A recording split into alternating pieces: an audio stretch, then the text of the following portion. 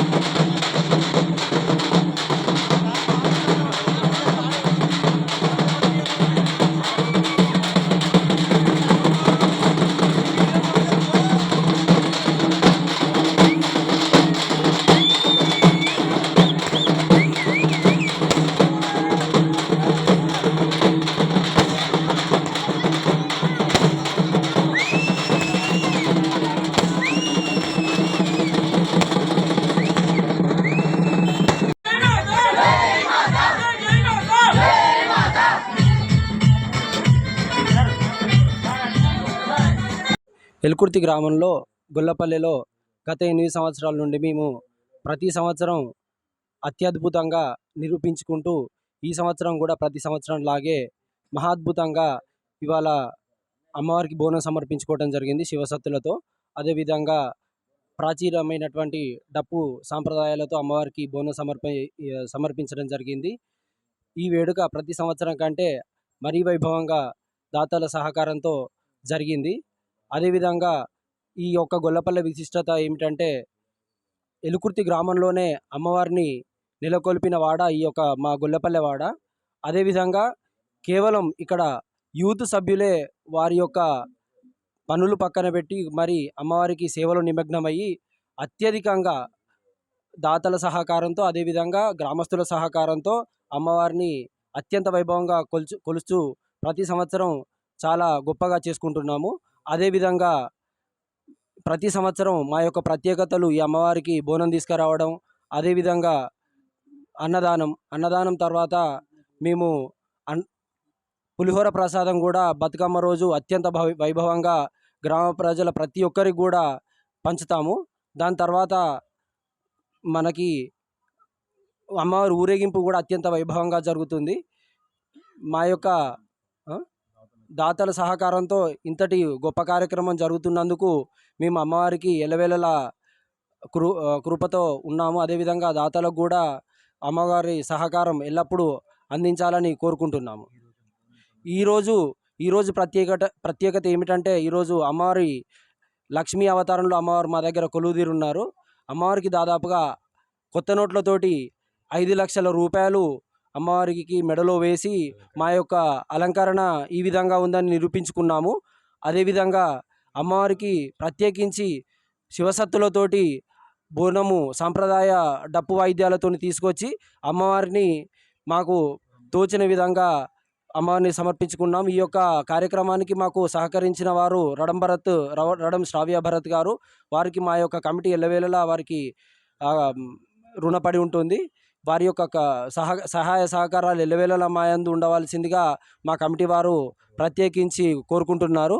అదేవిధంగా ప్రతి సంవత్సరం లాగానే ఈ సంవత్సరం అత్యధికంగా మాలాదారులు కూడా ఎక్కువైనాయి. వారి యొక్క వ్యక్తిగత పనులు మరీ దూరం పెట్టుకుంటూ అమ్మవారి యొక్క హైందవ సమాజాన్ని నవనిర్మాణం వైపు దూసుకుంటూ వారు హైందవ సమాజం యొక్క నవనిర్మాణం చేసుకుంటూ మన యొక్క సాంప్రదాయాలను కూడా